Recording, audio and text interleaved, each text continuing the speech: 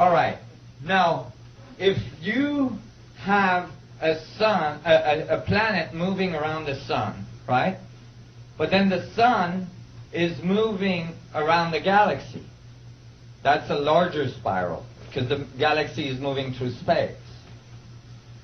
And then the galaxy is orbiting a cluster of galaxies.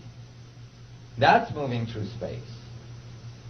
And then that cluster is orbiting a larger cluster, which is orbiting the universe,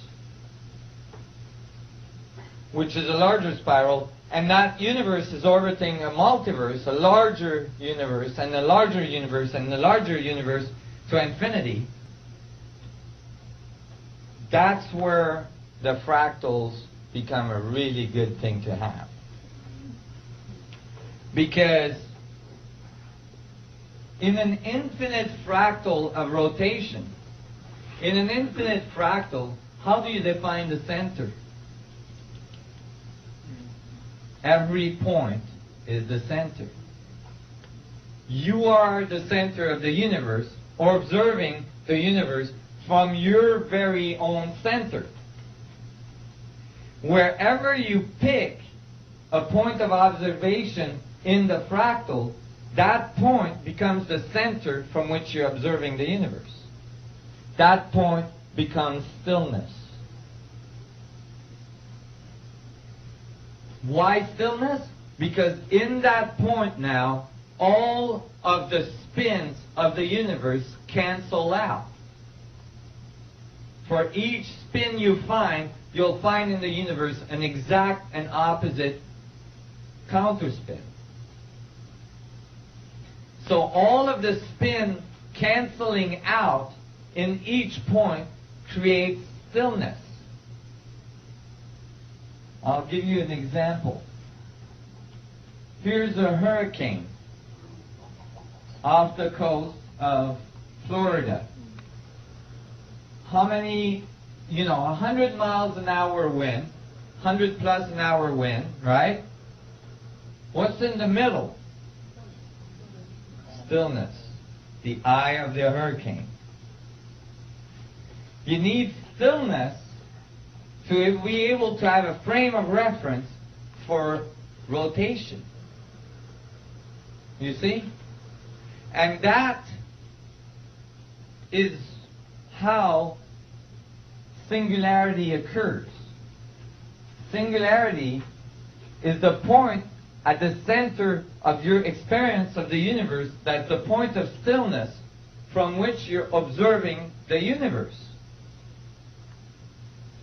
This is why, I say the universe is a fractal structure, and then people say, well, if that was true, we would all look the same. Well, we don't all look the same. Why? Because we're observing the universe from our particular point of stillness, our particular point of center. If we all observe this pan from our particular point of center, that means we're all going to get a whole different set of information about this pan. And because we all get a different set of information, we all look different. Can you guys understand? Do you guys understand this? Right. So it's all spin canceling in the middle of all things, creating stillness. From that point of stillness, everything orbits around it. When you know that, then when you look at the galaxy, you find the same dynamics. Right? This is a galaxy. This is a huge fractal level larger than a hurricane. A hurricane is a few hundred miles across. A galaxy is a few thousand light years across.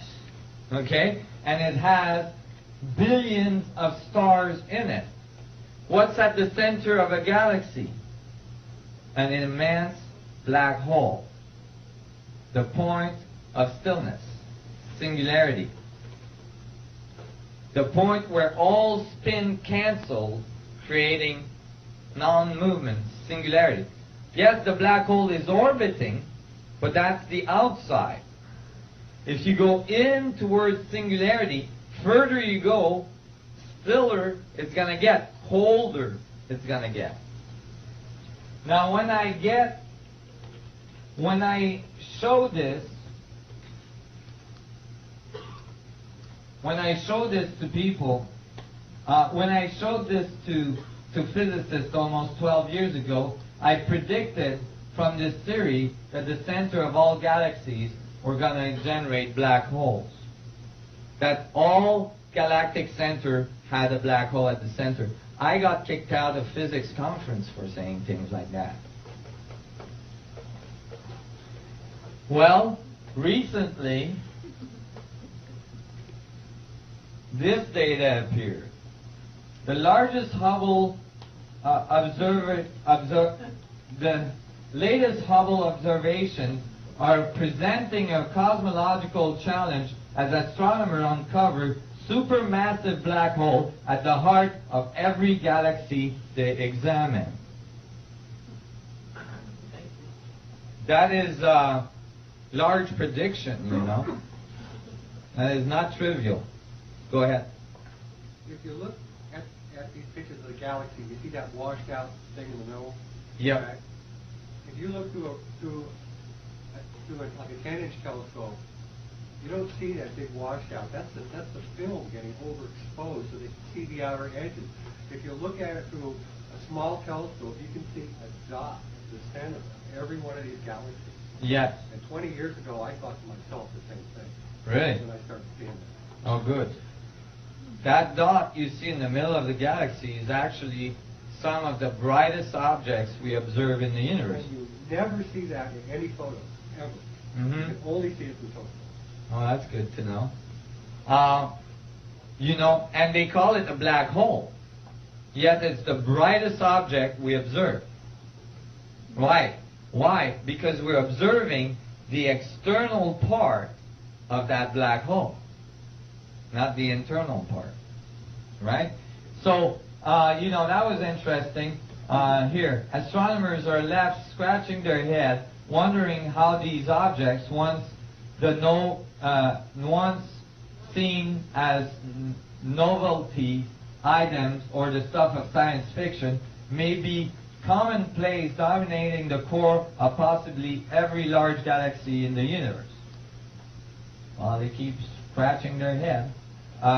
Previously, supermassive black holes looked like pieces of custom equipment added to a car, said University of Michigan, Now these look like standard features, and if black holes are an integral part of galactic formation, that could require a major revision of our theories. No kidding. Maybe you don't kick people out so easily anymore. So you guys see where I'm going? See, this is the concept that I'm bringing forward. Everything is centered by singularity. And everything that is outside that center is the radiated part that we observe as the universe, because it rotates. Because it has angular momentum, and that generates forces like electromagnetic radiation and so on. So when when I was looking at all this stuff, and I realized that these lobes had to be those vortices that are moving through space, then I quickly seen